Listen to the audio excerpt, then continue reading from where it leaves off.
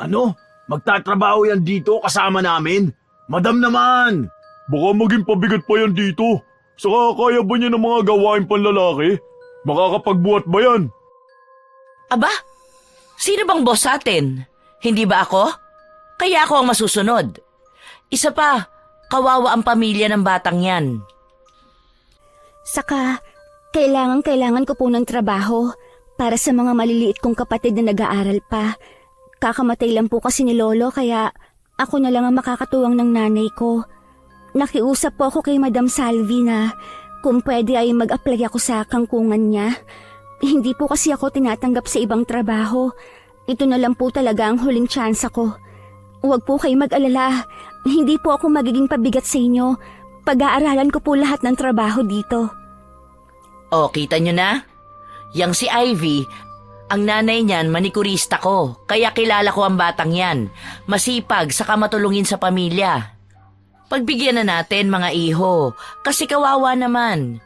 Baka kapag hindi siya nakapagtrabaho sa kangkungan, baka pulutin siya sa kangkungan. Walang maaasahan niyang batang yan sa nanay niya. Bahala kayo, madam. Basta ba hindi siya makakasagabal sa amin eh.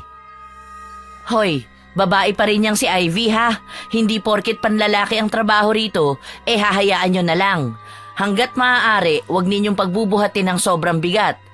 Alalayan ninyo kung kinakailangan. Ay, si madam talaga. Nagdagdag pa ng... Nang ano? Hoy! Bumalik na kayo sa trabaho! Ikaw naman, Ivy, mag-bundle ka na lang muna ng mga kangkong sa plastic. Atras yan. Kailangan i-deliver sa palengke bago mag-alas 10. Sumunod ka sa mga kasama mo ha, lalo na kay Roderick. Siya ang pinakamatanda rito at pinagtitiwalaan ko sa pangangalaga ng kangkungan kapag wala ako. Sige po. O paano? Mauna na ako ha, may pupuntahan pa kami ng asawa ko. Tumalikod na ang ginang at naglakad palayo. Sinundan pa ito ng tingin ni Ivy dahil hindi ito mapakali. Parang hindi siya komportable na maiwan sa piling ni na Roderick at Jimboy. Naisip niyang hindi magiging maganda ang pakisama sa kanya ng dalawa. Iniwan lang siya ng ginang sa tabi ng mga kangkong na ilalagay niya sa plastic. Medyo malapit lang ang kinaroroonan ng mga lalaki, kaya naririnig niya ang pag-uusap nila tungkol sa kanya. Parang hindi man lang naiisip ng mga ito na naroon lang siya. Hindi ba yung nanay niya ay kirida kaya nilayasan ng asawa? Tapos yung lolo niya na sabungero. Ang bali-balita ay nagnakaw daw ng manok kaya siguro napatay. Marami ring galit dun kasi kahit si Kapitan kinakalaban eh. Tignan mo na pala, napag-initan ng kung sinong tarantado. Hoy! Hindi totoo ang sinasabi ninyo. Hindi magnanakaw ang lolo ko. Huwag nga kayo magbintang ng kung ano-ano. Hindi siya pinatay dahil magnanakaw siya o may galit ang mga tao sa kanya. Mabuting tao ang lolo ko. Hoy, anong ginagawa mo dito? Hindi ba nagbabandel ka doon? Pinag-uusapan ninyo ako eh. Kung ano-anong sinasabi ninyo tungkol sa pamilya ko. Kalalaking tao, mga tsismoso. Hindi naman mga gwapo. Hoy, anong sabi mo? Bang kapal ng mukha mo magsalita ng ganyan ah. Bago ka pa lang dito kaya matuto kang gumalang ha. Kakasabi lang kanina ni madam, hindi ba? Paano ko kayo igagalang? Ako nga, hindi nyo ginagalang.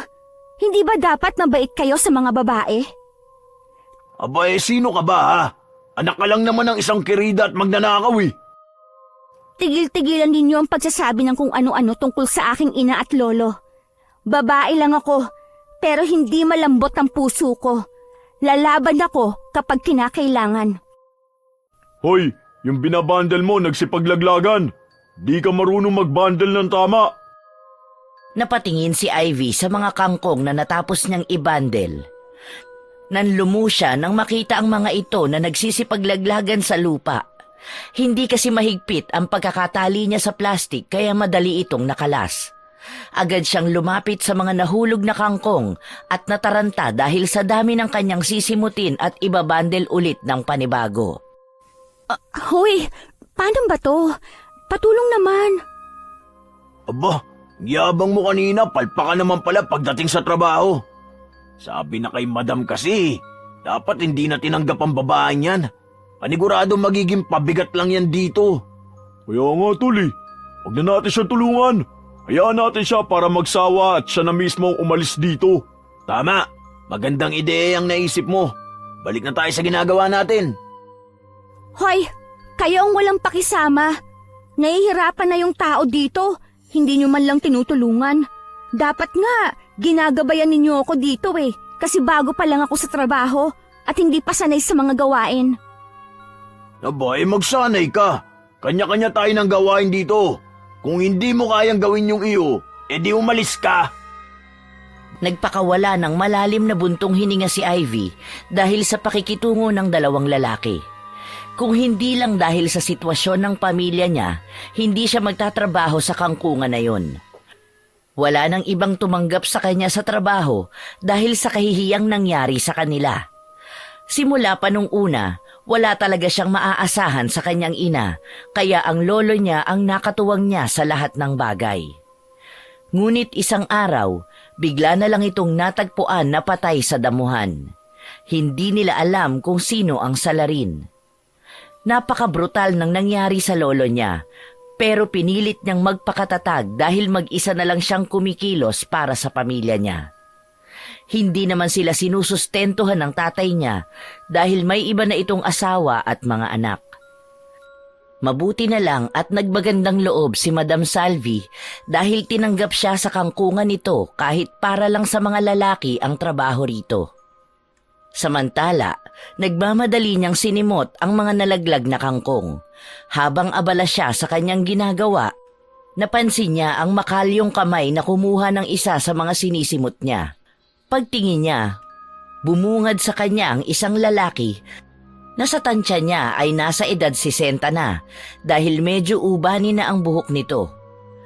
Sa palagay niya, isa rin ito sa nagtatrabaho sa kangkungan at mukhang mabait naman ito, hindi kagaya noong dalawang lalaki.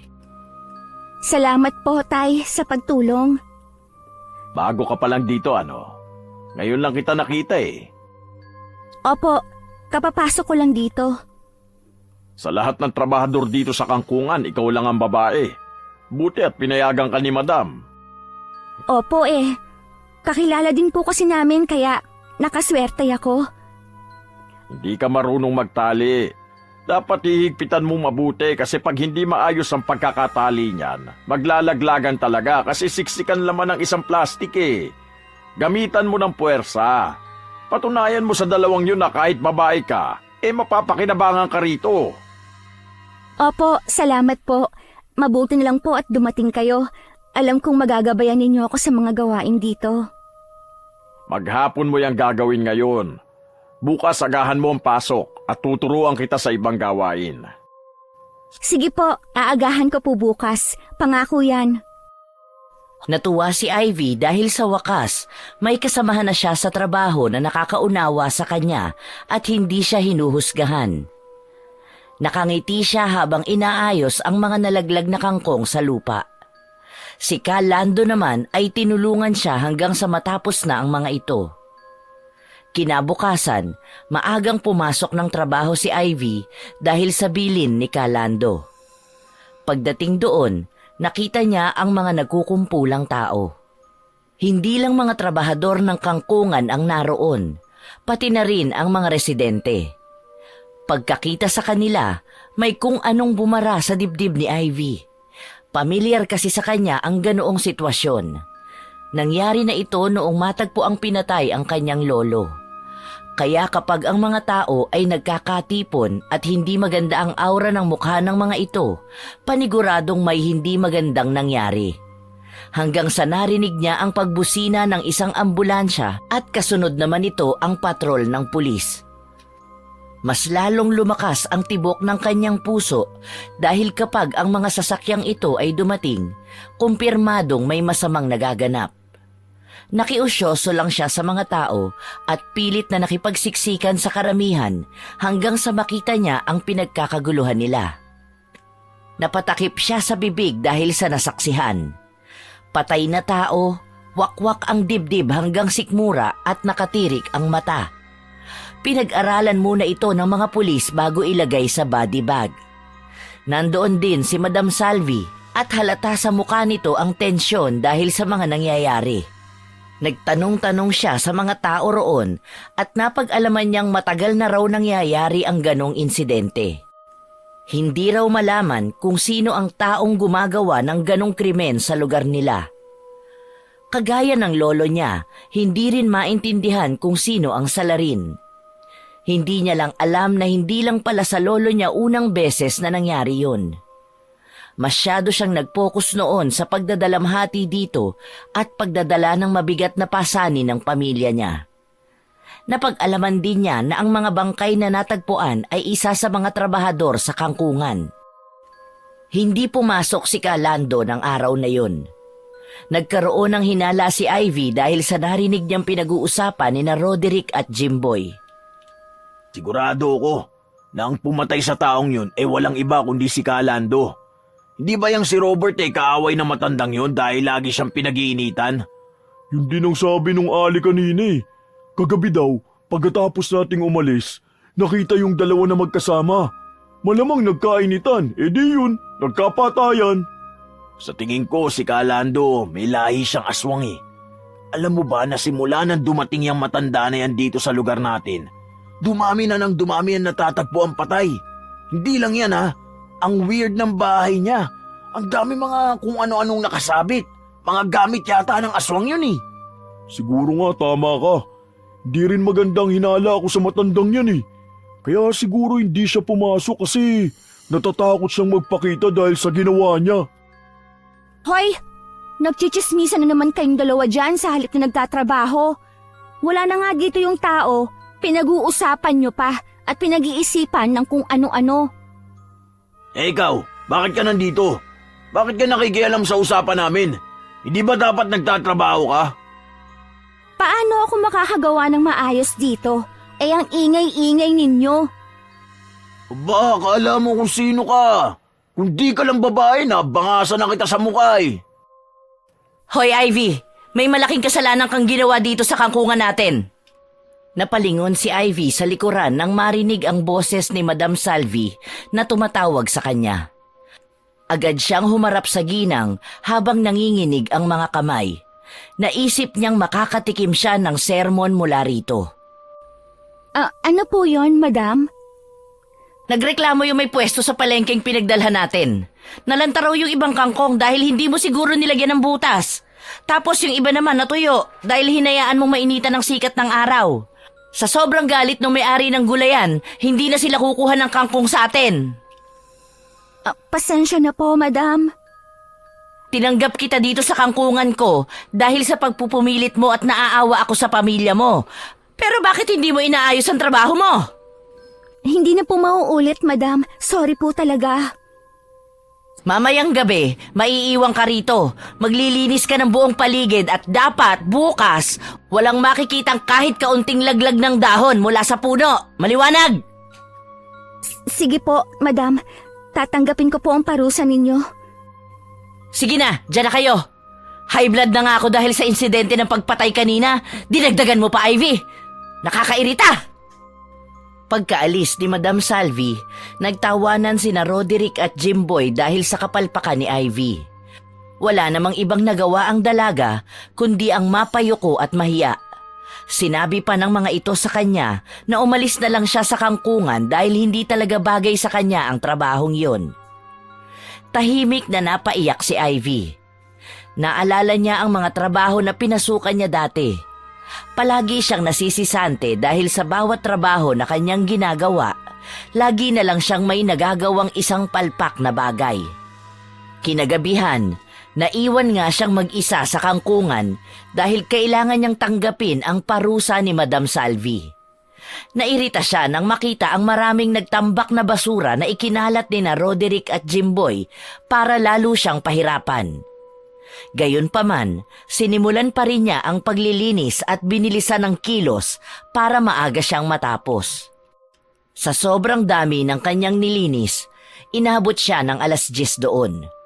Nang akmang tatalikod na siya, may narinig siyang yabag na papalapit sa kanya.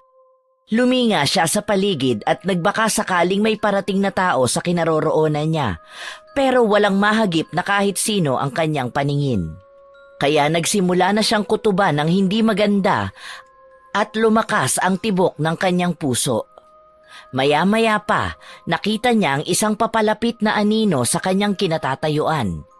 Pinagmasdan niya itong mabuti at napansin niyang hindi ito anino ng tao kundi ng isang aso. Isang malaking bulas na aso. Hanggang sa sumilay sa kanya ang isang nilalang na pula ang mga mata at may matatalim na pangil. Habang naglalakad ito, ang mga paa nito ay parang hindi sumasayad sa lupa dahil sa sobrang bilis ng hakbang. Sa bawat paglapit nito, maririnig ang isang malalim na paghinga. Ang mga daliri nito ay may mahahabang kuko at ang katawan ay napapalibutan ng itim na balahibo. Sa tanang buhay niya, noon lang siya nakakita ng ganoong klasing nilalang, kaya nabigla siya at agad na natumba mula sa pagkakatayo. Napapikit na lang siya nang makitang lumalapit na sa kanya ang aswang at akmang dadambahin na siya sa lupa. Nang mga oras na yon, iniisip niyang wala na siyang laban kaya napausal na lang siya ng panalangin. Pero bago pa man dumampi ang kamay ng aswang sa kanyang katawan, naramdaman niyang may humila sa kanya at itinakbo siya palayo. Nang tingnan niya ito, walang iba kundi si Kalando. Kumapit siya rito ng mahigpit habang sila ay tumatakbo. Ramdam nilang sinusundan sila ng aswang, kaya naman nang makakita sila ng malaking puno, agad silang tumigil doon para magtago. Sa ganong paraan, maililigaw nila ang aswang. Nang matiyak nilang hindi na ito sumusunod sa kanila, saka palang nakahinga ng maluwag si Ivy. Napaiyak na siya dahil sa sobrang takot na naranasan. Iha, huwag kang umiyak. Marami sila. Baka marinig ka ng isa sa kanila. Sa tanang buhay ko, Kalando, ngayon lang ako nakaranas ng ganito. Anong klase nilalang po ba yun? Ang tawag sa kanila ay sigbin. Isang uri ng aswang na malaking bulas na aso. Kalando, maraming salamat po sa pagliligtas mo sa akin. Walang anuman, Iha. Sa gabi ay talagang pumupunta ako sa kangkungan para mag-usisa sa kanila at magligtas ng mga tao hanggat kaya ko. Manatili pa tayo dito ng kaunting minuto. Saka na tayo umalis kapag sigurado na tayong ligtas na. Opo. Mga ilang sandali pa, muli na naman silang nakarinig ng mga yabag. Sa sobrang pagkataranta at pagkabigla ni Ivy, naapakan niya ang isang tuyong sanga ng puno. Lumikha ito ng ingay na nagpaulinig sa paligid. Kinurot na lang ng dalaga ang kanyang sarili dahil sa hindi niya pag-iingat. Ilang sandali pa, naramdaman nila ang malalim na paghinga ng isang nilalang na tila ba napakalapit lang sa kinaroroonan nila. Tumayo na si Kalando at akmang inihanda ang sarili para sa posibleng pagsalakay ng aswang. Kinuha niya ang buntot pagi na nakasakbat sa kanyang likod at nag-abang. Sumakto naman ang pagkakatayo nito dahil saktong dumating ang aswang. Ang buntot pagi ay inihampas niya sa ulo nito at napahiyaw ito ng malakas. Napaatras ito at dinama ang sakit ng pagkakapalo sa kanya. Sinundan naman ni Kalando ang kanyang galaw habang nakatuon sa bawat kilos ng aswang. Nang akmang kikilos na ito, naging alisto siya at agad na umiwas, lalo na nang ilabas nito ang matatalim na pangil. Muli niyang inihampas ang buntot pagi, ngayon ay tumama naman ito sa dibdib ng nilalang. Ang aswang ay napaungol sa sakit dahil ang buntot pagi ay tila naglalabas ng kuryente na pumapasok sa katawan at nilalapnos ang bawat kalamnan nito. Ngunit ang aswang ay hindi nagpapatinag. Sa isang mabangis na paggalaw, sinugod nito si Kalando. Ibinukas nito ang kanyang bibig at inilabas ang pangil. Agad na umiwas si Kalando at isinangga ang kanyang hawak. Malakas ang kanyang puwersa, kaya ang nilalang ay napait siya at tumama sa puno. May mga sugat na ito sa katawan pero unti-unting gumagaling ang mga ito. Nang makaipon na ito ng lakas ay binalikan nito si Kalando at dumamba ng malakas.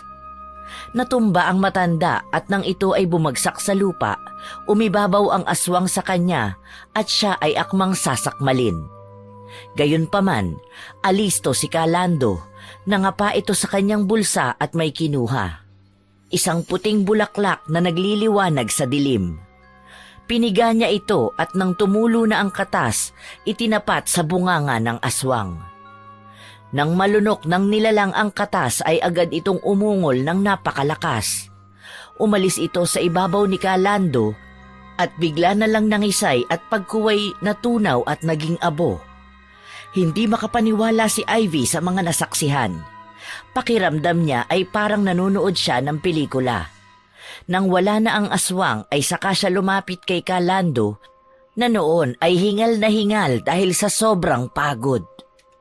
Ayos lang po ba kayo, Kalando? Oo naman, ayos lang ako. Epektibo ang mga ginamit kong pangontra kaya agad na napatay yung aswang. Oo nga po eh. Lalo na yung bulaklak na ginamit ninyo. Parang mas epektibo pa nga po yun kaysa dun sa pamalo na inihampas ninyo. Ano pong tawag sa bulaklak na yon? Ang mahiwagang lili ang tawag doon. Inurasyonan ko ang bulaklak na yon at ipinanalangin ko sa mga anito kaya nakabuo ang katas nito ng isang laso na nakakapuksa sa mga aswang. Ang galing naman po. Ngayon ko lang nalaman na posible pala yung mga ganyang bagay. Dito kasi sa lugar natin, ang mga aswang ay hindi na kayang patayin ng asin at bawang dahil malakas sila at may kakayahang pagalingin ang kanilang sugat at latay sa katawan. Kaya ikaw mag-iingat ka palagi, ha? Ang isang dalaga na kagaya mo ay walang kalaban-laban sa kanila. Opo, mag-iingat po ako. Ang mabuti pa, iha, lumakad na tayo at ikaw ay ihahatid ko na sa bahay nyo. Delikado ang mag-isa sa daan. Sige po, maraming salamat po sa inyong pagmamalasakit.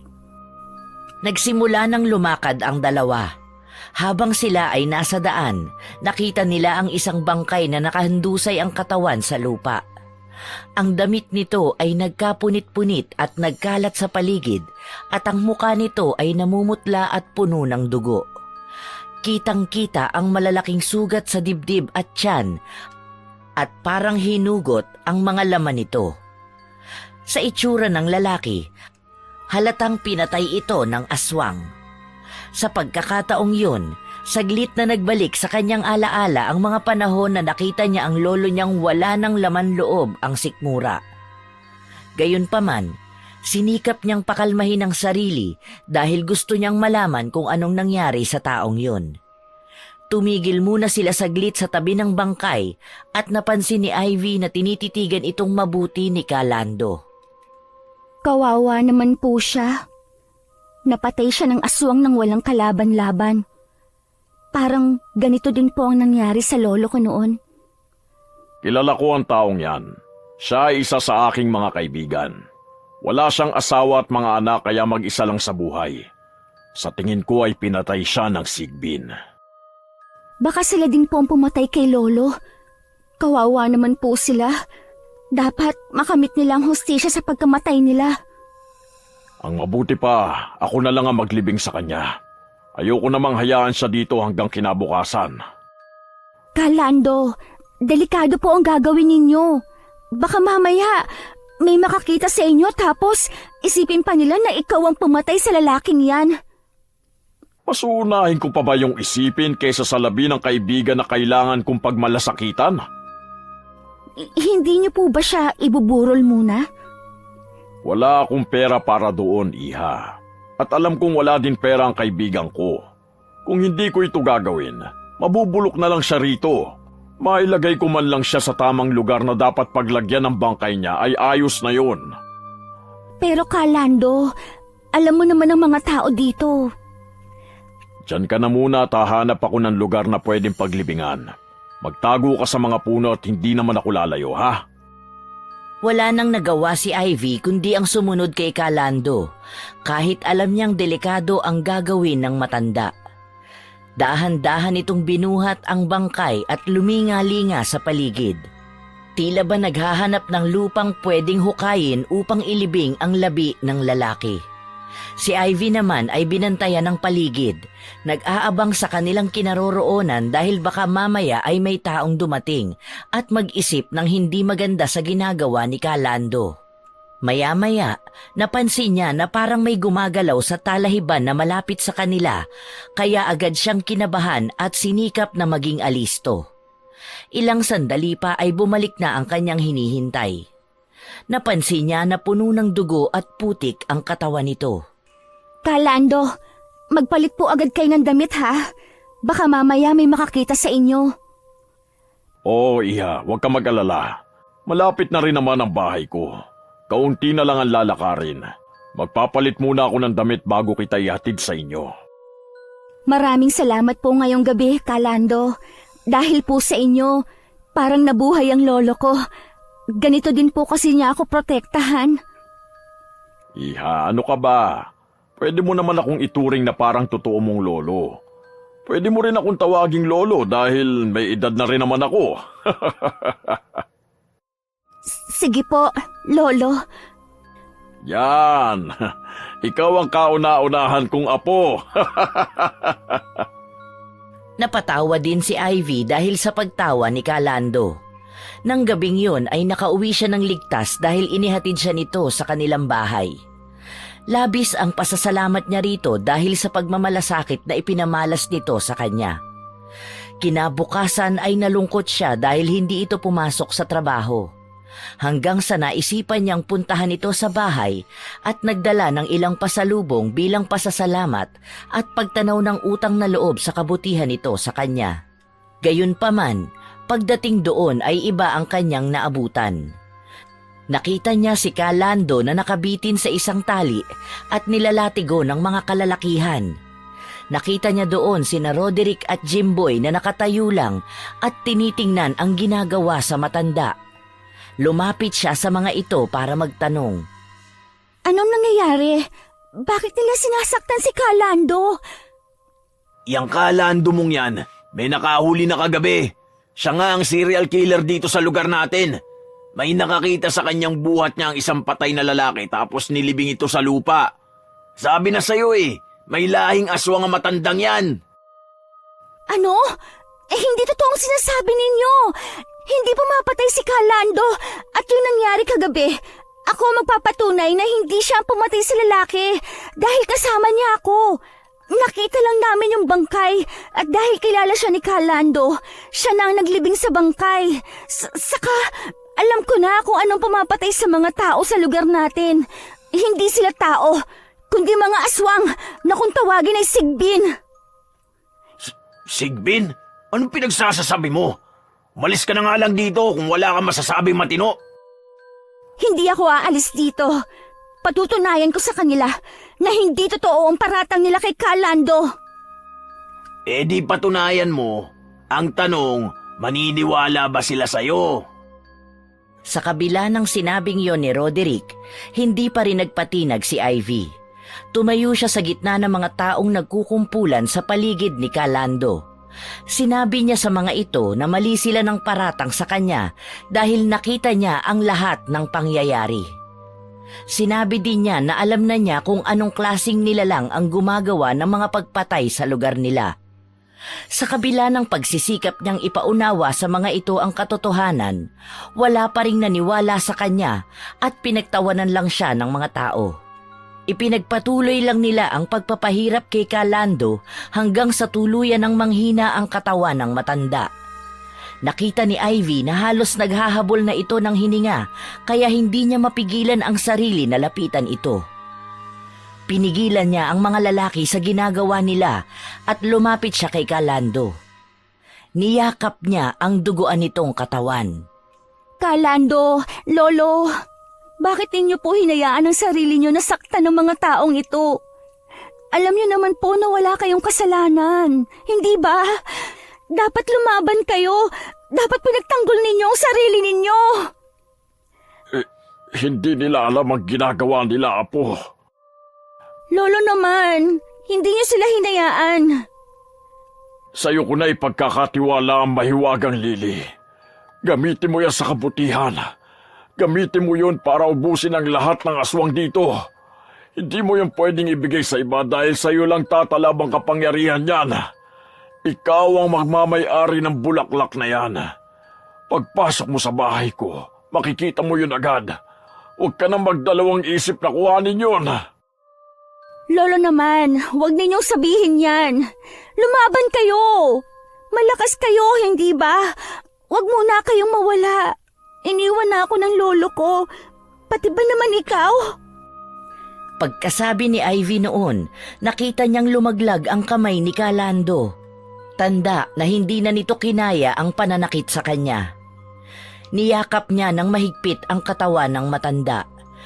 Pinag-aaway niya ang lahat ng mga taong nanakit dito, pati na ang mga nakapaligid doon.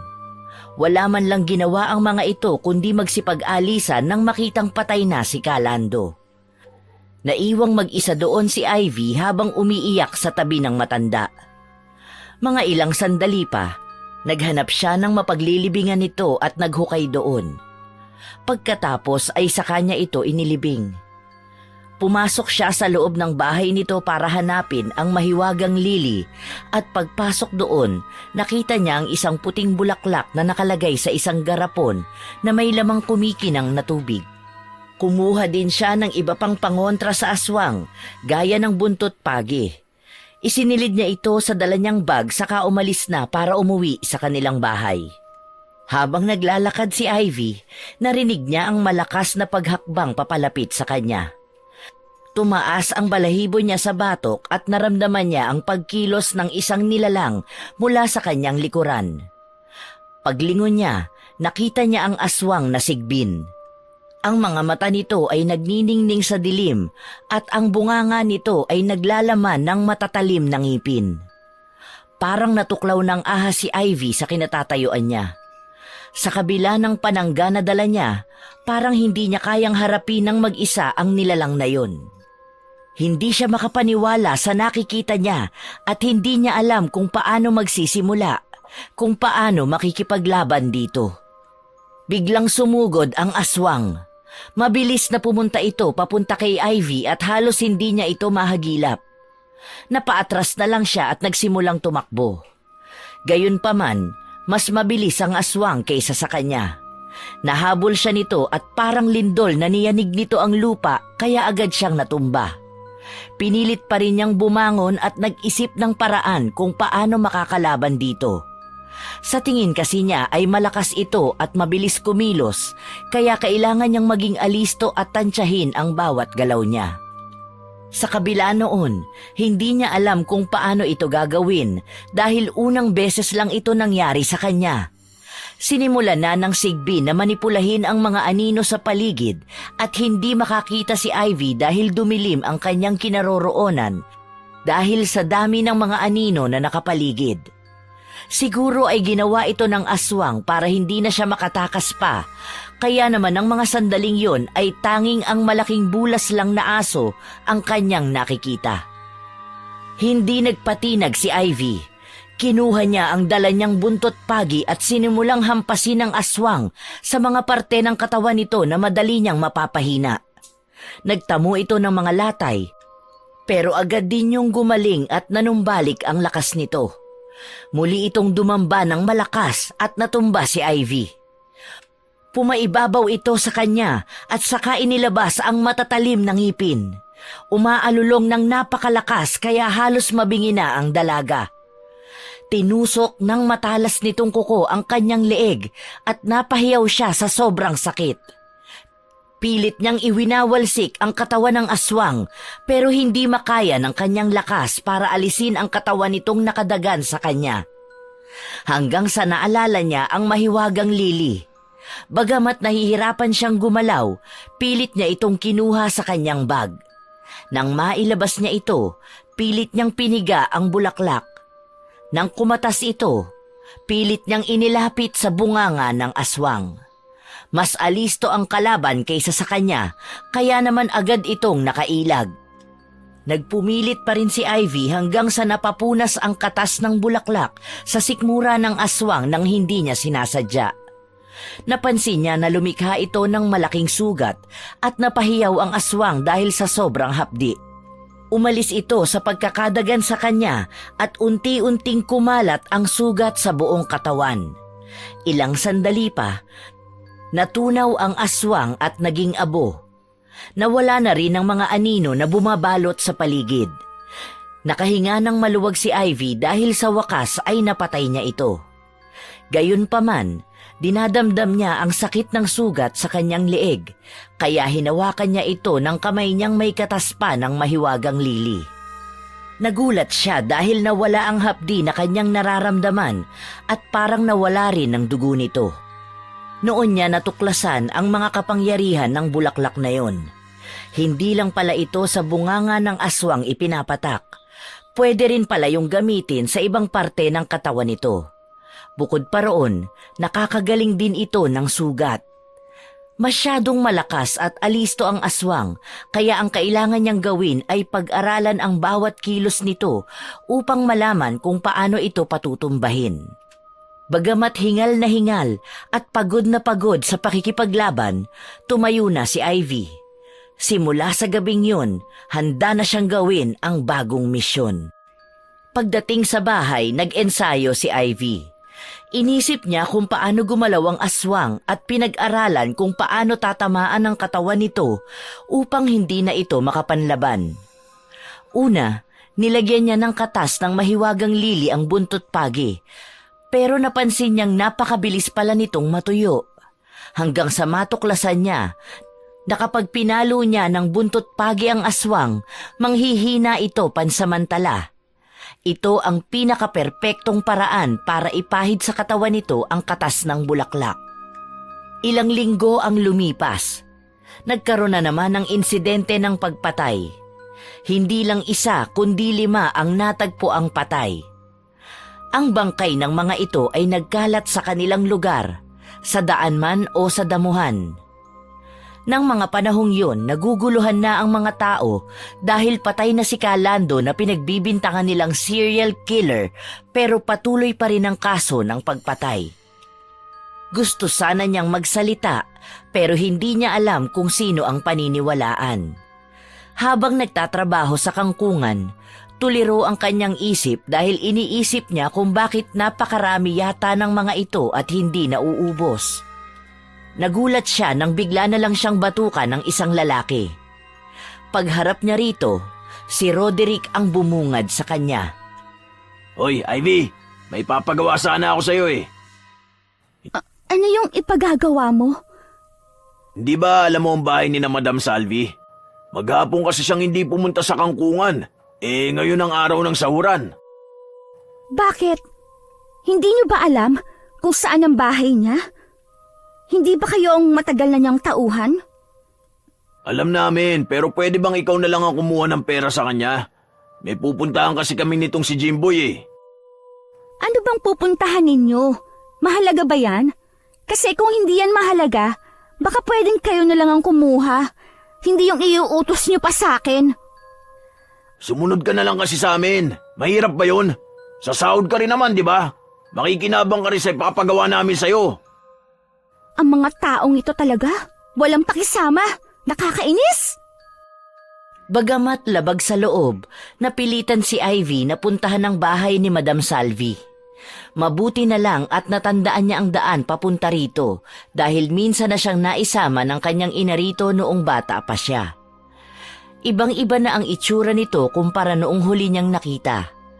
Tila ba mas lumaki ito at mas lumawak. Nang nasa may pinto pa lang siya, tinawag niya si Madam Salvi pero hindi ito sumagot. Iginala-gala niya ang paningin sa paligid hanggang sa makita niya sa may tabi ng malaking bahay nito ang isang kakaibang lagusan. Sa labis na kuryosidad, naisip niyang pumasok dito. Pagdating niya doon, nakita niya ang iba't ibang klase ng medalyon na nakasabit dito. Hindi rin kaaya-aya ang amoy ng paligid at para itong nabubulok na karne. Naglakad-lakad pa siya hanggang sa makita niya ang isang silid sa loob nito. Sumilip siya sa isang maliit na siwang. Napanganga siya sa kanyang nakita.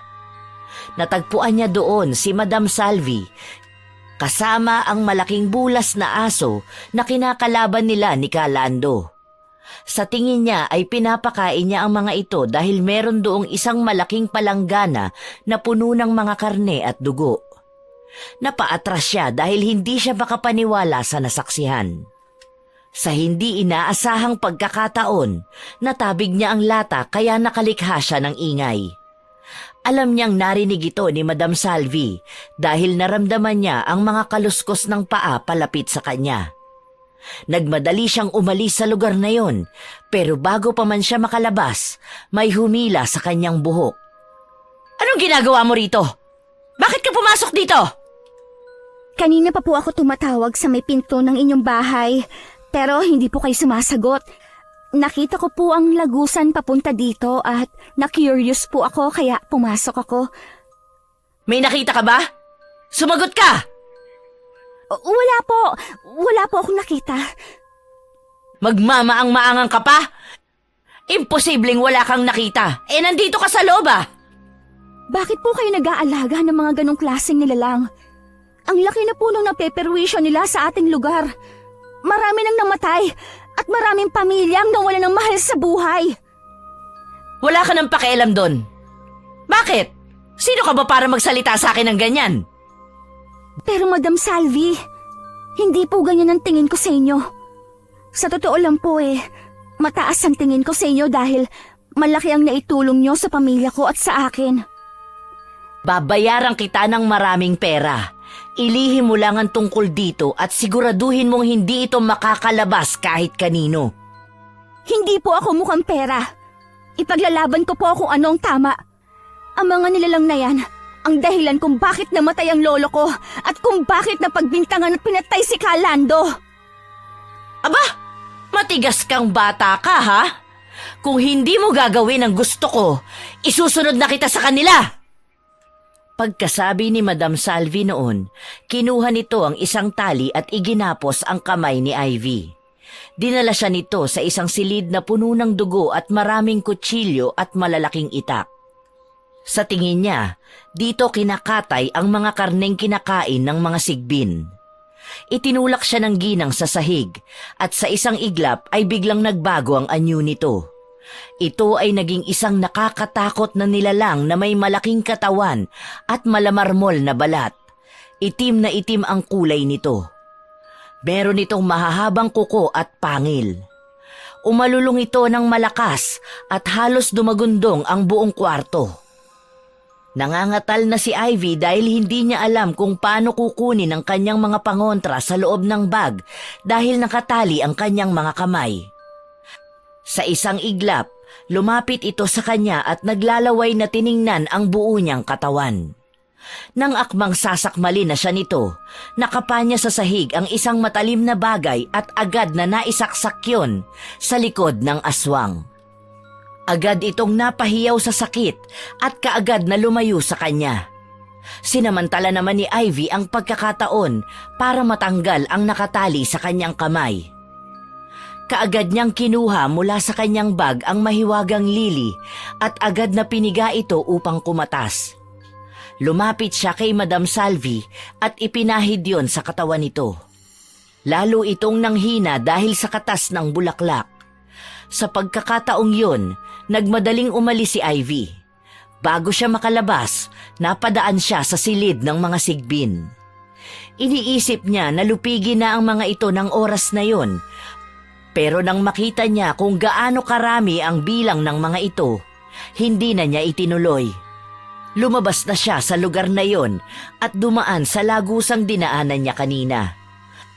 Dahil sa katas ng mahiwagang lili, kampante na siyang wala na si Madam Salvi na isa rin palang aswang. Pero kailangan niyang paghandaan kung paano lulupigin ang mga sigbin dahil napakarami ng mga ito. Sa kanyang paglalakad, nakasalubong niya sina Roderick at Jimboy. Anong ginagawa niyo dito? Sinundan ka namin dito kasi napakatagal mong dumating. Kanina pa namin hinihintay yung sahod Ano bang ginawa mo doon Wala naman. Nagkwentuhan lang kami ni Madam Salvi. Nasaan na yung sahod? Ibigay mo na sa akin. Wala. Hindi ko pa nakuha eh. Wala ka talagang silbi kahit kailan. Palpa ka na nga sa trabaho, hindi ka pa maasahan sa mga ganitong bagay. Kami na nga lang ang kukuha. Total, nandito na rin lang naman kami. Huwag kayong pupunta sa bahay ni Madam Salvi. Pakiusap. Ano? Bakit naman ayaw mo kaming papuntahin doon? Di mo na nga kinuha yung sahod, pipigilan mo pa kami. Anong dahilan? Siguro naibulsa mo na lahat ng sahod natin, oh. Hindi naman sa ganon. May kakaiba kasi sa bahay ni Madam Salvi. At baka hindi niyo sila kayang labanan. Saka si Madam Salvi, hindi siya tao. Siya ay isang aswang. Ha? Anong sinasabi mo dyan? Dinadamay mo pa si Madam Salvi sa mga kabobohan mo. Totoo ang sinasabi ko. Maniwala kayo sa akin. Tara na nga, Jimboy. Hayaan na natin ang babaeng yan. Kapag nakuha na natin ang sahod, wag na lang natin ibigay yung sa kanya. Akmang tatalikod na sina Roderick at Jimboy nang makarinig si Ivy ng mga yabag at malalalim na paghinga sa kanyang kinaroroonan. Sa pagkakataong yun, naramdaman niyang palapit na sa kanila ang aswang. Agad niyang pinigilan ang dalawang lalaki dahil alam niyang hindi kaya ng mga itong labanan ang nilalang. Teka muna, huwag muna kayo umalis. Makiramdam tayo na mabuti sa paligid. Parating na sila. Anong sila? Sinong parating? Kung ano-anong mga sinasabi mo dyan? Sa ayaw mo man at sa gusto, gagawin namin ang gusto namin. Huwag mo kaming pigilan. May mga yabag na papalapit sa atin at nakasisiguro ako na hindi ninyo magugustuhan ang inyong makikita at wala kayong magiging laban sa kanila. Oo nga, pre. Pakinggan mo na mabuti. Parang may mga malalakas na yabag sa malalim na paghinga akong naririnig. Napansin din ni Roderick ang mga yabag na palapit sa kanila, pero hindi ito nagpahalata na naririnig din ang mga yabag at paghinga ng nilalang. Hindi pa rin tumigil si Ivy sa kakukumbinsi sa kanila na umalis na, pero hindi sila nakinig. Hanggang sa tumambad na sa kanilang paningin ang aswang na Sigbin. Lumapit ito sa kanila at dumamba ng napakalakas. Natumba ang tatlo dahil sa lakas ng puwersa. Hindi maintindihan ng dalawang lalaki kung anong gagawin at hindi nila alam kung paano lalaban sa nilalang na yun. Gayunpaman, nanatiling alisto si Ivy at inihanda ang sarili para lumaban sa aswang. Mabilis na tumayo si Ivy at sumugod. Agad niyang inilabas ang kanyang buntot pagi mula sa kanyang sinturon. Sa isang iglap, iwinasiwas niya ito ng malakas at paulit-ulit niyang inihampas sa ulo, dibdib, likod at tadyang ng aswang. Sunod-sunod na latay ang ibinibigay ni Ivy. Ang bawat paghampas ay nag-iiwan ng pulang marka sa balat nito. Napaungol ang aswang sa sakit. Ang mga mata nito ay nanlalaki sa gulat. Hindi naman makapaniwala sina Roderick at Jimboy sa galing ni Ivy sa pakikipaglaban. Pinanonood lang nila ito habang sila ay nakaupo. Nang makita ni Ivy na nagiging mahina na ang aswang, agad niyang kinuha mula sa kanyang bag ang mahiwagang lili. Dahan-dahan niyang nilapitan ang aswang. Ang mga mata niya ay nakatuon sa bunganga nito. Sa isang mabilis na galaw, ipinatak niya ang katas ng lili sa bunganga ng aswang. Napahiyaw ang aswang sa sakit. Ang katawan nito ay nagsimulang malapnos. Sa loob ng ilang segundo, ang aswang ay naglaho na parang usok. Nakatayo lang si Ivy. Ang mga kamay niya ay nanginginig pa rin sa lakas ng laban. Tumingin siya sa dalawang lalaki na nakatitig lang sa kanya at lumapit sa mga ito. Gulat na gulat pa rin ang dalawa sa kanya. Huh? Paano mo nagawa yun, Ivy? Dapat ko pa bang sabihin yon? Magpasalamat na lang kayong dalawa dahil nakaligtas kayo. Yung nilalang na yun, ibig sabihin, yun ang pumapatay ng mga tao sa lugar natin? Hindi lang isa, kundi madami sila. At oo, sila ang pumapatay ng mga tao dito. Ibig Hindi sabihin... totoong paratang ninyo kay Kalando. Hindi siya ang pumapatay ng mga tao dito. Ngayon, alam nyo nang nagkamali kayo. Ang mabuti pa, umalis na tayo dito at baka mamaya magsipagdatingan pang maraming aswang. Nagsimula nang lumakad si Ivy, pero sina Roderick at Jimboy ay naiwang nakatulala. Tila ba gulat na gulat ang mga ito sa kanilang natuklasan. Masaya naman si Ivy dahil nalaman din ng mga ito ang totoo tungkol sa nangyayari sa kanilang lugar. Kinabukasan, may mga natagpuan pa ring patay na tao. Ang ibang residente sa kanilang lugar ay nagsisipaghanda ng umalis. Tinanong ni Ivy ang isang lalaki doon kung bakit nagsisialis ang mga tao. Sinabi nito na kagabi pala ay naglipa na ang mga sigbin sa kanilang lugar at inatake ang mga nakatira roon. Labis na natakot ang mga tao kaya napagdesisyonan na lang nila na umalis.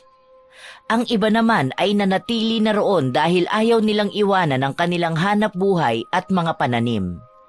Ang kapitan ng kanilang lugar ay nakiusap sa mga tao doon na wag munang ilalabas sa ibang bayan ang nangyayari at hindi na rin muna pwedeng magpapasok sa kanila ng dayo. Sinabi din nito na magbibigay ito ng pabuya sa mga taong makakatuklas ng pangontra laban sa aswang. Naisip niya na baka nakawala ang mga sigbin sa pinagkukulungan ni Madam Salvi dahil nawala na ang ginang na nagbabantay sa kanila. Pumunta pa rin siya sa kangkungan dahil kahit wala na si Madam Salvi, ito pa rin ang kanilang ikinabubuhay. May asawa naman ito na pwedeng pumalit sa kanya, pero nagtataka siya dahil parang walang bumabanggit tungkol sa pagkawala ng ginang at hindi rin ito nababalita. Pagdating naman niya sa kangkungan, napansin niya ang pagbabago kina Roderick at Jimboy. Parang hindi pa rin makapaniwala ang mga ito sa nangyari, kaya naman hindi siya iniimikan ng mga ito at tinitingnan lang ang kanyang bawat pagkilos. Naninibago siya sa ganun, kaya naisipan niyang makipag-usap sa dalawang lalaki. Pero bago pa man niya maibuka ang kanyang bibig para makipag-usap sa mga ito, naunahan na siya ni Roderick magsalita. Ivy, may papakisuyo sana ako sa'yo. Pakidala naman tong sako dun sa tambakan oh. Magaan lang naman to eh. Sige na naman.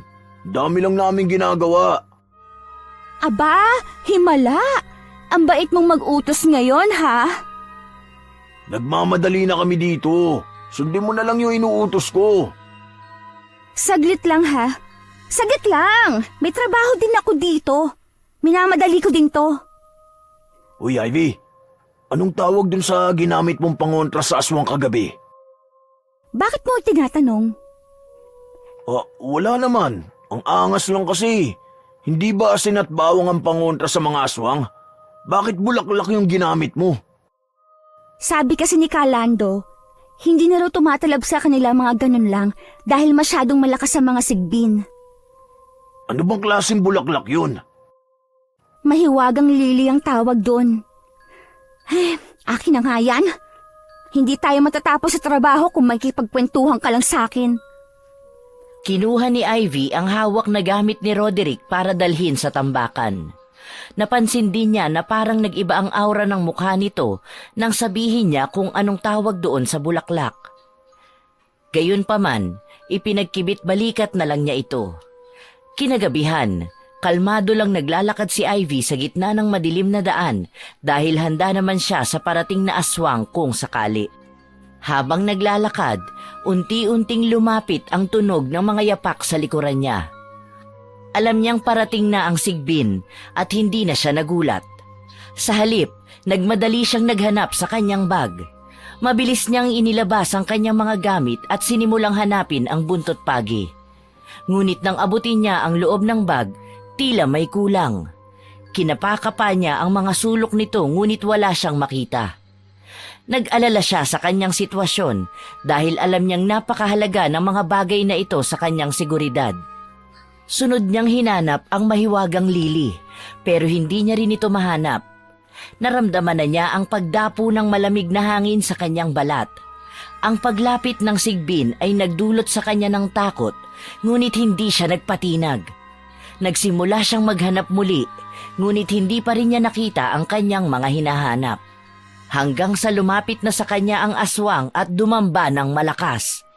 Sinikap niya maging balanse at umisip ng paraan kung paano ito malalabanan hanggang sa nilabas na nito ang pangil at handa na siyang sakmalin. Kinuha na lang niya ang tuyong sanga sa lupa saka inihampas dito. Pagkatapos ay kumaripas na siya ng takbo. Mabuti na lang at nakalayo na siya sa aswang at hindi na siya nasundan. Umuwi siyang tuliro. Hindi niya maisip kung ano ang kanyang gagawin dahil nawala ang kanyang mga pangontra. Sinuyod na niya ang buong kabahayan dahil baka naiwanan lang niya ito sa kung saan, pero hindi na niya ito masumpungan. Kinabukasan, maaga siyang pumunta sa kangkungan para maghanap. Pero mga 1 oras na siyang naghahanap, ngunit hindi pa rin niya ito makita. Nagulat na lang siya nang maramdaman niyang may naglalakad sa tabihan niya. Oh, Ivy, anong hinahanap mo? Kanina po kung ano-anong kinakalikot mo dyan ah. Oh, Jimboy, ikaw pala. Nawawala yung gamit ko. Yung pangontra sa aswang, yung nakita ninyo nung nakaraang gabi sa akin pakikipaglaban sa aswang. Ah, yung bulaklak saka yung parang latigo ba yun? Baka naman naiwan mo lang sa bahay. Kapag wala dito yun, paniguradong nasa inyo lang yun o kaya naman baka nalaglag sa daan. Oh, teka, bakit mag-isa ka lang? Nasaan si Roderick? Ah, si Roderick. Nakakalungkot ang nangyari sa kanya. Namatay yung nanay niya eh. Nabiktima ng aswang. Yun, nandun sa kwarto niya. Sobrang lungkot. Ginawa niya kasi ang lahat para ipagtanggol yun. Pero hindi niya nagawa dahil hindi umepekto ang mga ginamit niyang sandata. Kawawa naman si Roderick. Ang lala na ng ginagawa ng mga aswang dito sa lugar natin. Kaya nga dapat mahanap ko na yung mga pangontra sa kanila. Yun lang ang iniwan sa akin ni Calando. Hindi yun dapat mawala. Sa pagkakataong yun ay huminga na lang ng malalim si Ivy. Naaawa siya kay Roderick at sa mga biktima kaya hindi siya mapakali na hindi niya makikita ang buntot pagi at ang mahiwagang bulaklak na lili. Kinahapunan ay umuwi siyang laglag ang balikat. Nagulat na lang siya nang makasalubong niya si Roderick. Maitim ang palibot ng mga mata nito at putlang-putla. Mahahalata sa itsura ang pagluluksa sa kanyang ina. Agad niya itong nilapitan para kumustahin. Oh, Roderick! Anong ginagawa mo dito? Ah, nalaman ko pala ang tungkol sa nangyari sa nanay mo. Condolence ha. Hindi ko siya nailigtas. Ginawa akong lahat pero hindi ko nailigtas ang nanay ko. Roderick, huwag mong sisihin ang sarili mo. Hindi mo kasalanan na nangyari sa kanya. Ibabalik ko na sa yung bagay na to. Ang ginamit mong pangontra sa aswang nung isang gabi na inatake tayo. Hindi tumatalab sa akin eh. Wala rin kwenta kung ganun. Ikaw ang nagnakaw ng mahiwagang lili at buntot pagi? Bakit mo ginawa yon? Dahil sa kagustuhan kong magligtas sa mga tao para makuha ang premyo ni Kapitan. At saka gusto kong protektahan ang pamilya ko. Roderick, hindi talaga gagana sa'yo ang buntot pagi dahil sa akin lang yan ipinagkatiwala ni Calando. Hindi ito gagana kung ninakaw lang yun ng ibang tao. Kaya nga nagkamali ako. Patawarin mo rin sana ako dahil ninakaw ko ang isa sa mahalagang bagay para sa'yo. Wala na tayong magagawa doon. Mabuti na lang at naisipan mong ibalik. Ito na lang ang tanging pag-asa para maligtas natin ang mga tao sa lugar natin at malupig din ang mga aswang. Aba, himala! Nagkita rin tayong muli, Ivy. Nang marinig ni Ivy ang isang pamilyar na boses, ay kaagad siyang napalingon. Laking gulat niya nang makita si Madam Salvi. Ang buong akala niya kasi ay patay na ito, pero ngayon ay nasa harapan nila ni Roderick, buhay na buhay at malakas pa. Buhay pa kayo, Madam Salvi? Anong akala mo sa akin? Mapapatay din ako ng mga pangontra na nilikha lang ni Calando para sa mga sigbin? Anong sinasabi niya? Ito ba yung nabanggit mo noon na isa siyang aswang? Oo, ganun na nga. Si Madam Salvi ay isang malakas na uri ng aswang at mas malakas pa ito kesa sa mga sigbin. Mukhang nagkasundo na kayo ni Roderick ah. Gumagawa ba kayo ng alyansa para talunin ang aming kampon? Madam, talagang hindi ka naaawa sa mga tao dito sa lugar natin? Hindi niyo pa ba ititigil ang ginagawa ninyo? Bakit niyo hinahayaang makawala ng lungga mga sigbin at makapanakit ng mga tao? Dahil yon ang likas naming mga aswang. Uubusin namin ang mga tao sa lugar na ito dahil kami na ang maghahari rito. May karapatan din kami kagaya ninyong mga tao. Gusto naming mamuhay ng malaya at hindi nagtatago. Pwede niyo naman yung gawin ng hindi nananakit ng mga tao, hindi ba? Wala akong pakialam sa inyong mga tao. Pare-parehas lang naman tayong masasama. Kung ganon, uunahin na kitang tapusin para matapos na ang kasamaan ninyo. Agad na hinugot ni Ivy mula sa kanyang bag ang buntot pagi. Si Madam Salvi naman ay naging alisto sa kanyang galaw. Dahil dumidilim na ng mga sandaling yun, oras na rin para sa kanyang pagpapalit ng anyo. Unti-unting lumaki ang katawan ng ginang. Naging tila malamarmol sa tigas ang balat nito na itim ang kulay. Naging puti ang buhok. Nagkaroon ng mahahabang kuko at matatalas na ngipin at naging pulang-pula ang mga mata. Kaagad nitong minanipula ang mga anino sa paligid. Pinagsama-sama nito at saka inilagay sa palibot ng dalawa. Yun ay para hindi sila makatakas at para malito si Ivy sa pakikipaglaban. Sinabihan ni Ivy si Roderick na umalis na, pero nagmatigas ito at sinabing gusto nito siyang samahan at gagawa siya ng paraan para matiyak na hindi mamamatay ang dalaga sa pakikipaglaban sa aswang. Wala nang nagawa si Ivy kundi pumayag sa binata, kaya pinatago na lang niya ito sa likod ng malaking puno para matiyak ang kaligtasan.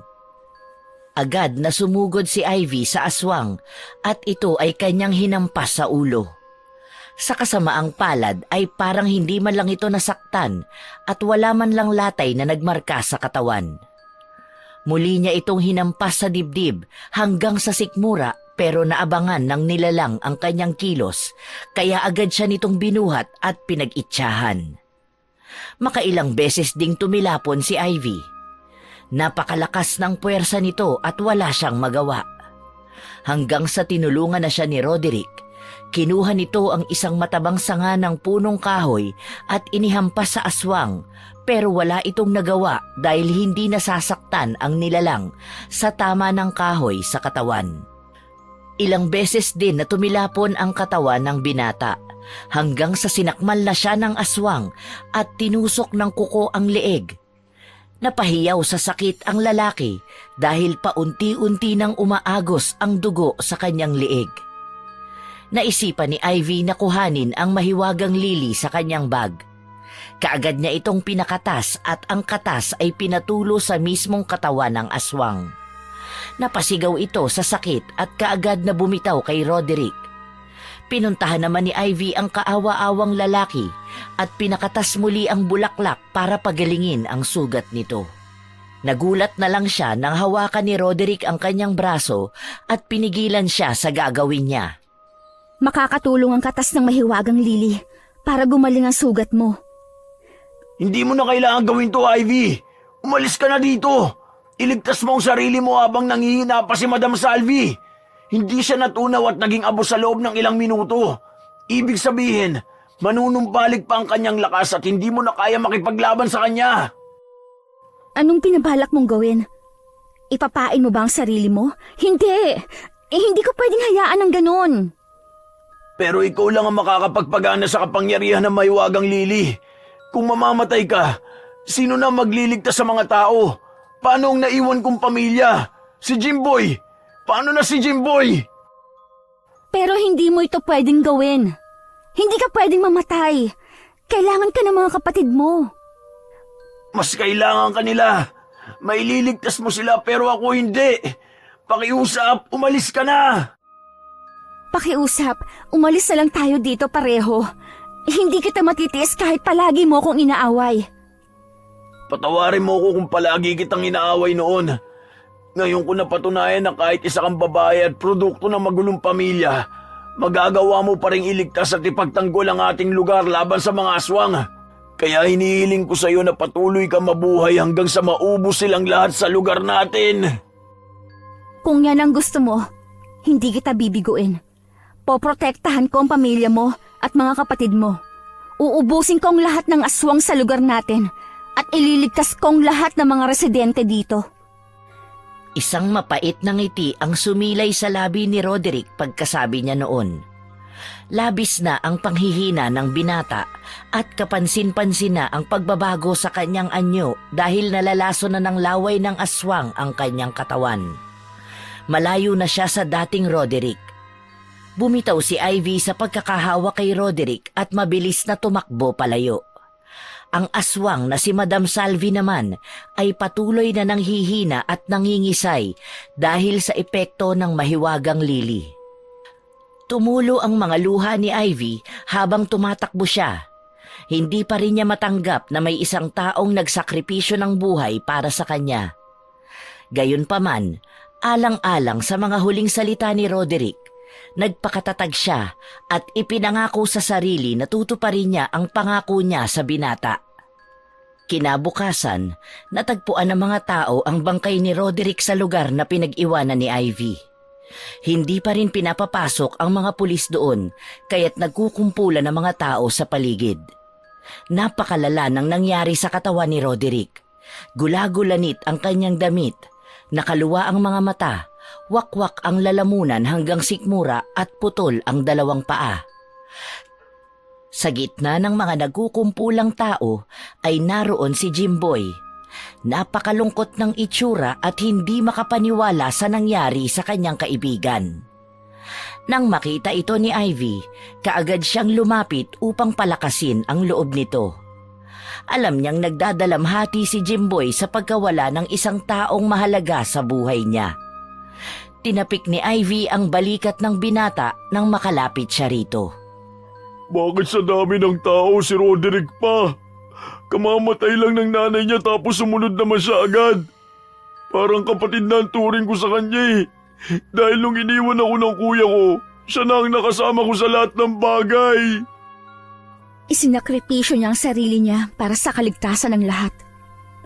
Nandun ka nung patay siya ng aswang? Bakit hindi mo siya iniligtas? Hindi ba marunong ka makipaglaban at meron ka mga pangontra laban sa mga lintik na nilalang na yun? Gustuhin ko man na iligtas siya kagabi. Pero ipinain niya ang sarili niya para lang mabuhay ako. Para mas marami ang mailigtas ko dahil ang mahiwagang lili ay hindi gumagana sa ibang kamay. Ako lang makakapagpalabas ng kapangyarihan nito. Kung ganun ay huwag mo kaming bibiguin. Ubusin mo lahat ng aswang sa lugar natin. Napapagod na ako sa ganitong sitwasyon. Napapadalas na kasing may natatagpo ang patay eh. Parang hindi ko kakayanin ng mag-isa lang ako. Mas maganda siguro kung madami tayo na magtutulong-tulong. Paano natin gagawin yun? Sa'yo nga lang gumagana ang kapangyarihan ng mahiwagang lili. Di pag-aralan natin. Umisip tayo ng paraan. Malay mo, gumana. Napakarami kasi ng mga sigbin at mukhang hindi ko kakayanin na ubusin silang lahat. Sigurado ka ba nagagana ang naiisip mo? Sisiguraduhin ko. Kung ganun, sige. Papayagan kita. Sasama na ako sa'yo. Natuwa si Ivy dahil sa wakas ay napapayag niya si Jimboy na sumama sa kanya. Nagkasundo silang dalawa na pumunta sa bahay ni Calando upang busisiin ang iba pang pangontra nito at pag-aralan kung paano nagkaroon ng bisa ang mahiwagang lili. Naghintay si Ivy ng halos 1 oras pero hindi pa rin dumarating si Jimboy. Naisipan niyang pumunta na lang sa bahay ng binata. Noong una ay hindi niya alam kung saan ito nakatira, pero nahanap niya rin ito sa pamamagitan ng pagtatanong-tanong. Pagdating doon, bumungad sa kanya ang isang magandang hardin kaya naaliw siya sa pagmamasid dito. Sakto namang lumabas si Jimboy at mukhang bagong gising ito nang makita niya si Ivy. Pasensya ka na, Ivy. Nalasing kasi ko. Niyaya ako ni Tiyo na uminom ng tuba kagabi. Ang ganda ng hardin ninyo. Mahilig pala sa pagtatanim ng mga halaman at bulaklak ang pamilya mo. Anong pamilya? Wala akong kasama sa bahay. Ako lang ang nagtanim ng mga yan. Aba, marunong ka pala sa mga ganitong bagay. Teka nga, may tanim ka palang lili. Kakulay at kauri siya nung ginagamit kong pangontra sa aswang. Yan kasi ang pinakapaborito kong bulaklak. Natutuwa talaga ako. Teka nga, kunin ko muna ito saglit. Itatabi ko sa mahiwagang lili. Magkaparehas talaga sila. Ay, para yun lang eh. Para ka naman bata. Sa labis na pagkaaliw ni Ivy sa tanim na lili ni Jimboy, kinuha niya ito at itinabi sa mahiwagang lili. Maingat niyang pinagmasdan at pinagkumpara ang dalawa. Hindi niya akalain na ang makapangyarihang bulaklak na nakapapatay ng aswang ay kapareho lang pala ng mga ordinaryong bulaklak. Sa sobrang tuwa, hindi pa siya nakontento. Kinuha niya mula sa garapon ang mahiwagang lili at sa di inaasahang pagkakataon ay natabig niya ang garapon na may lamang tubig. Natapon ito sa pinaglalagyan ng tanim ni Jimboy. Agad niyang itinayo ang garapon at napansin niya na nagkaroon ng pagbabago sa bulaklak na natapunan ng tubig. Parang nabuhay ito at nagkaroon ng katas. Kinuha ni Jimboy ang kanyang halaman at hindi sinasadyang tumulo rin ang katas sa maliit na sugat sa kanyang daliri. Napansin ni Ivy na unti-unti itong gumaling. Nagulat siya sa nakita at hindi makapaniwala. Jimboy, paano nangyari yun? Itong tanim mong lili na natapunan ng tubig mula sa garapon na pinaglalagyan ng mahiwagang lili. Parang nagkaroon siya ng katas at napagaling nito ang sugat mula sa iyong kamay. Ano ka mo? Oo, totoo. Hindi ako nagkakamali. Tingnan mo, ang daliri mo. Wala nang sugat. Ibig sabihin, kailangan lang palang mapatakan ng tubig mula sa mahiwagang lili ang iba pang bulaklak na kagaya nito. Pero paano natin yung magagawa sa mas marami pang bulaklak? Nauubos naman ang tubig niyan. Napansin ko na kapag inilagay ang mahiwagang lili sa kahit saang tubig, kahit pa sa sapa, kumikintab ang tubig nito. Kung ganun, lahat ng tao ay pwedeng magkaroon ng mahiwagang lili? Kailangan lang ay kanya-kanyang tanim para gumana sa lahat ang kapangyarihan ng bulaklak. Magandang natuklasan natin. Mahihikayat na rin natin ang ibang tao na sumama sa atin para lupigin ang mga sigbin. Tama, kaya simulan na natin bumuo ng plano. Sa pagkakataong yun, nagkasundo ang dalawa. Ipinakita nila sa kapitan ang kanilang nabuong plano. Nanawagan naman ang kapitan sa mga tao sa kanilang lugar na makiisa sa kanilang gagawin na paglupig sa mga aswang. 50 tao lang ang kanilang nakasama dahil ang karamihan sa mga residente ay nagsipag-alisa na. Sinabi nila na alam nila kung ano ang pangontra sa aswang at sumang-ayon naman ang mga ito. Kinumbinsi nila ang bawat isa na magtanim ng lili. Pagkatapos, inilagay ni Ivy ang mahiwagang lili sa sapa at nang ito ay kumintab, inanyayahan niya ang mga tao na kumuha ng tubig dito para gawing pandilig. Ang iba naman ay doon na mismo nagpatubo sa sapa dahil natuklasan din ni Ivy na gumagana pala ang bisa sa kahit anong uri ng lili, mapalupa o mapatubig. Natuwa ang mga tao dahil natuklasan nila na epektibo nga ang kapangyarihan ng bulaklak at nakapagpapagaling din ito ng sugat. Samantala, humanap naman sina Jimboy at Lily ng maraming buntot pagi at nakabili sila ng marami nito sa isang magaling na albularyo sa kabilang bayan. Nabayaran nila ito sa pamamagitan ng pangongolekta ng pera mula sa 50 katao na makakasama nila sa pakikipaglaban sa aswang. Nang mabili nila ito, tinuruan nila ang mga tao kung paano ito gamitin at ipinaliwanag din ni Ivy kung paano nila kailangang bantayan ang galaw at kilos ng aswang para alam nila kung paano makipaglaban dito. Mabuti na lang at nakikinig ang mga tao sa dalaga. Pagsapit ng gabi, nagbigay din sila ng babala sa mga tao na wag munang lalabas ng bahay upang wala ng sino man ang mabiktima ng sigbin.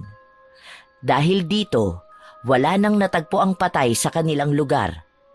Nananatili pa rin naman na sarado ang daan papunta sa kanila, kaya siguradong walang makakadayo doon.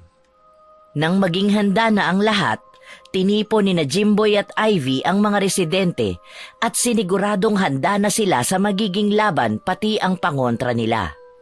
Sa 50 katao na yon ay kasama ang mga bata at kababaihan, pati na rin ang ilang tao na may kapansanan basta makakaya nilang kumilos at makipaglaban sa aswang. Pinangunahan ni Ivy ang lahat sa mga ito. Sinabi niya kung saan ang lokasyon nakakatagpuan ng mga sigbin. Nagulat ang mga tao nang dalhin sila ng babae sa bahay ni Madam Salvi. Ipinaliwanag naman ni Ivy na si Madam Salvi ay hindi tao kundi isang aswang. Pinagplanuhan din nila na sunugin ang katawan nito sa dahon ng kamangyan dahil yon ang turo ng albularyo sa kanila. Pagdating doon ay agad na bumungad si Madam Salvi. Nagkunwari pa ito na walang alam sa nangyayari. Anong ginagawa ninyo rito? Bakit po kayo nagkakatipon sa bahay ko? Huwag ka nang magmaang-maangan, Madam Salvi. Ikaw ang nag-aalaga ng mga sigbin na kumitil ng napakaraming tao sa lugar natin. Ngayong araw na to, ang wakas ninyo. Ano? Hindi ko maintindihan ang iyong sinasabi. Naku, nababaliw na ang babaeng ito. Hindi kayo dapat na nakinig sa kanya. Ano pang hinihintay ninyo? Hulihin niyo na siya at patayin! Nasisiraan ka na ba ng bait? Bakit mo ako ipapapatay? Ano bang masamang ginawa ko para gawin ninyo sa akin ito? Dahil isa kang aswang at dapat nang wakasan ang buhay mo para hindi ka na makapaghasik ng lagim dito sa lugar natin. Ano bang hinihintay ninyo? Hulihin niyo na siya! Lumapit ang 2 lalaki kay Madam Salvi at pinagtulungan nilang igapos ito. Sa pagkakataong yun, nagpalit na ito ng anyo kaya naging mas malakas ito at naiwalsik ang tali sa kanyang katawan. Alisto naman ang ibang tao doon at napagtulungan pa rin nilang igapos ang aswang na ginang. Ang iba naman ay nagsimula ng kumilos. Winasak nila ang pinto papunta sa lagusan kung saan naroon ang mga sigbin. Nagsilabasa ng mga ito at umalulong ng napakalakas. Pinagtulungan ng mga tao na lupigin ang mga sigbin. Matapos nilang latiguhin ang mga ito ng buntot pagi, pinapatakan nila sa bunganga ng katas ng mahiwagang lili. Sina Ivy at Jimboy naman ay nasa tabi ni Madam Salvi. Pinupuno nila ang katawan nito ng katas ng bulaklak para mapanghina ito at hindi makaalis sa pagkakagapos. Hanggang sa malapnos na ang balat nito at nahirapan ng kumilos. Nang mapatay na ang lahat ng aswang, isinunod naman nila ang plano kay Madam Salvi. Kinuha nila ang dahon ng kamangyan at ipinalibot sa nangingisay na katawan ng aswang. Pagkatapos, sinindihan nila ito. Unti-unting nasunog ang katawan nito hanggang sa maging abo. Hindi pa sila nakontento. Sinilaban nila ang lugar na yon at walang maiiwan kahit kaunting bakas ng aswang. Pinanood nila ang pagkasunog ng bahay ni Madam Salvi. Naluluha si Ivy habang tinitingnan nito. Nagtagumpay ang kanilang plano at matatahimik na rin ang mga tao sa kanilang lugar. Ivy! Tagumpay ang plano natin! Napatay si Madam Salvi pati na rin ang lahat ng aswang! Wala nang manggugulo sa atin. Nakamit na rin ni Lolo, Calando, Roderick at iba pang namatay ang hustisya. Pwede na tayo magsimula ulit. Tama. Malaya na tayong gumala tuwing gabi dahil wala nang mananakit sa atin. Maraming salamat, Ivy. Utang na loob namin sa iyo ang lahat ng ito. Nagkamali kami ni Roderick sa panghuhusga sa iyo. Yung inakala naming mahina, siya pa pala ang pinakamalakas. Hindi ko magagawa ang lahat ng ito kung hindi dahil kay Calando. Siya ang nagpalakas ng loob ko. Isang ngiti ang sumilay sa labi ni Ivy matapos niyang sabihin yun. Nagwakas na ang lahi ng mga aswang. Bumalik na rin ang mga nagsipag-alisang residente at binuksan na nila muli ang kanilang lugar para sa mga gustong dumayo. Ang lahat ng yon ay nangyari dahil sa kanilang pagtutulungan at dahil na rin sa mahiwagang lili na iniwan ni Calando. Ang pangyayaring yon ay isang patunay na hindi dapat hinuhusgahan kaagad ang isang tao sa kanilang kahinaan dahil minsan ang taong pinakamahina ay siya pala ang pinakamalakas. Katulad ni Kalando, pinagbintangan na mamamatay pero siya pala ang magliligtas sa mga tao gamit ang pangontra na kanyang inimbento. At si Ivy, na pinag-isipan ni na Roderick at Jimboy na mahina, pero siya pala ang mangunguna sa paglupig sa mga aswang.